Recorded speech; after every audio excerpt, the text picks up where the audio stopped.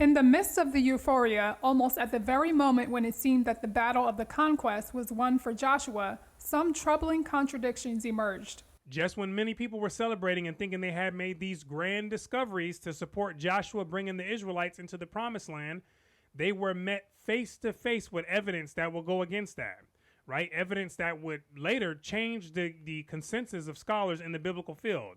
And so for us to hear about what they found, we have to continue reading in the book, The Bible Unearthed by Dr. Israel Finkelstein and Dr. Neil Asher Silberman, and see if we can get some understanding. Even as the world press was reporting that Joshua's conquest had been confirmed, many of the most important pieces of the archaeological puzzle simply did not fit. Right, but as this believed confirmation was reported to the world, the scholars who actually worked in the field and who were behind the scenes, they recognized that there were some problems, right? And that the evidence, it simply did not confirm that account, right? In actuality, Jericho was among the most important.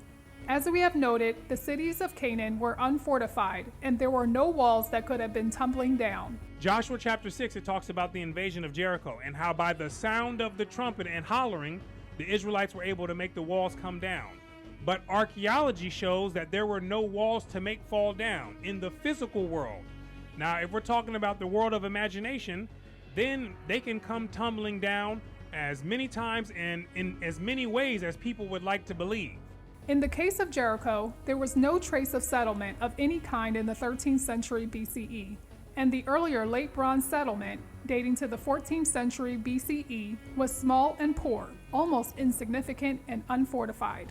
Now remember that the 13th century BCE is the time that this would have occurred if it were true, and this is according to many biblical scholars.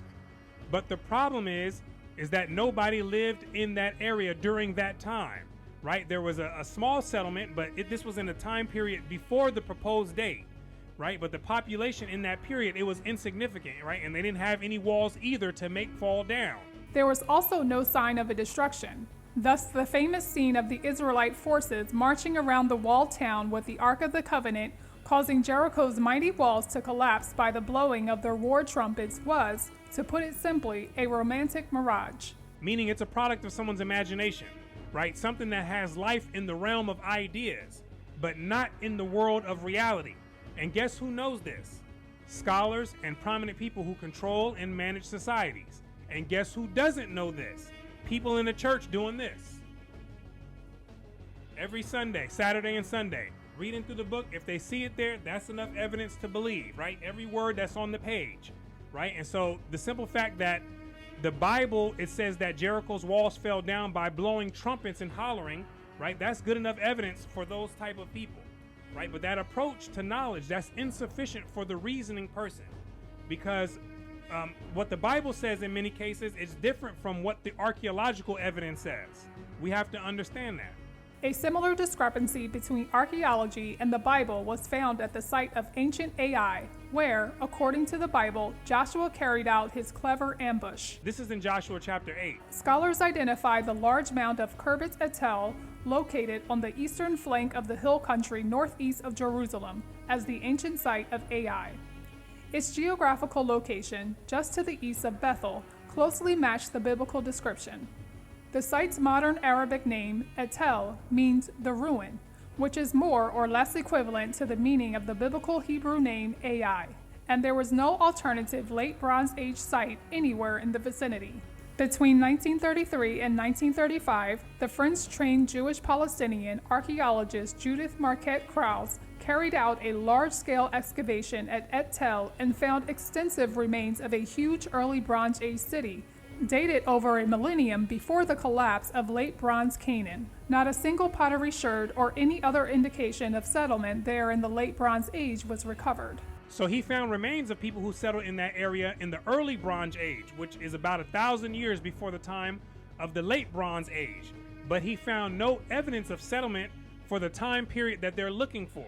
Renewed excavations at the site in the 1960s produced the same picture. They even went back again, right, just to make sure that they weren't missing something. But what did they find this time when they went digging in the depths of the earth again in the 1960s? The same thing they found in the 1930s. A whole bunch of nothing.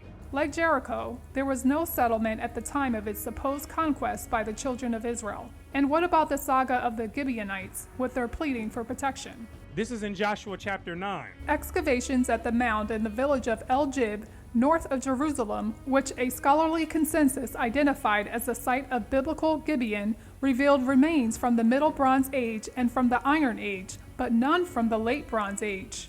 And archaeological surveys at the sites of the other three Gibeonite towns of Kephirah, Beeroth, and Kiriath Jearim revealed the same picture. At none of the sites were there any Late Bronze Age remains. They found remains from many other periods, all but except the period that they're looking for, which is the Late Bronze Age. The same holds true for other towns mentioned in the conquest narrative and in the summary lists of the kings of Canaan, Joshua chapter 12. Imagine doing this much digging and finding a whole bunch of nothing to match the narrative.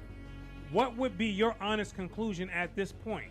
Among them we find Arid and the Negev and Heshbon and Transjordan, which we mentioned in the last chapter. Passionate explanations and complex rationalizations were not long in coming because there was so much at stake. This is when people start making stuff up and trying to explain away why there's a lack of evidence. Now, in the scholarly world, they can't go as far as saying that it's not there because God came and just magically removed it all. But they can come up with other hypothetical reasons why the evidence is lacking. And the thing is, people become very good at doing this, right? Because like the author said, there's a lot at stake, right? Some people's entire careers rely on this narrative being true, right? Some of those scholars, they grew up emotionally attached to these stories, and they've always assumed that these stories were true, right? So it's not an easy thing to just accept something as being imaginary when coming from this type of background, right? So it's understandable in some sense. Regarding AI, Albright suggested that the story of its conquest originally referred to nearby Bethel, because Bethel and Ai were so closely associated both geographically and traditionally. We remember William Albright. He was a master archaeologist who vouched for the validity of the biblical narrative. And now here he coming up with the complex rationalization, right? He's suggesting that the Bible must have been referring to something else than what it is documented in the text, right? And basically he's saying that the location in the Bible is incorrect. In the case of Jericho, some scholars sought environmental explanations. They suggested that the entire stratum representing Jericho at the time of the conquest, including the fortifications, had been eroded away. You see that? Somehow the environment just happened to wipe away all the things at that specific time, right? It left everything else, but somehow it just removed away that layer, right? And that's why they couldn't find anything else, right? This is part of the complex rationalization that the authors are talking about, right? All types of advanced explanations to avoid the basic and most obvious explanation of maybe it just never happened. Only recently has the consensus finally abandoned the conquest story. The consensus they're talking about is the scholarly consensus, which is vastly different from the religious consensus. And so the consensus of the people who actually go out in the field and study this for a living, they finally abandoned the conquest story, right? There's only so much that you can take before you have to just throw their hands up and say, hey, I'm out. It just didn't happen that way. As for the destruction of Bethel, Lachish, Hazor, and other Canaanite cities, evidence from other parts of the Middle East and the Eastern Mediterranean suggests that the destroyers were not necessarily Israelites. The locations which were destroyed by fire during that time was evidence that they leaned on at first to validate the Joshua narrative. But with the rest of the evidence considered, they're saying that the evidence suggests that it didn't have to be the Israelites who burned up all those cities, right? It could have been by other people. And so let's go a few pages forward to see how they explain this. In other parts of the country, the Late Bronze Age order was disrupted by spreading violence whose source is not entirely clear. Because of the long period of time, nearly a century, during which the Canaanite city-state system collapsed, it is possible that the intensifying crisis led to conflicts between neighboring Canaanite cities over control of vital agricultural land and peasant villages. Crisis and conflict between who?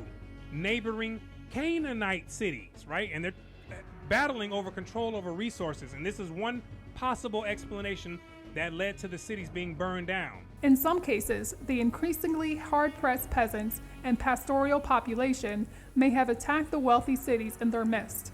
One by one, the old Canaanite cities fell in sudden, dramatic conflagrations or went into gradual decline.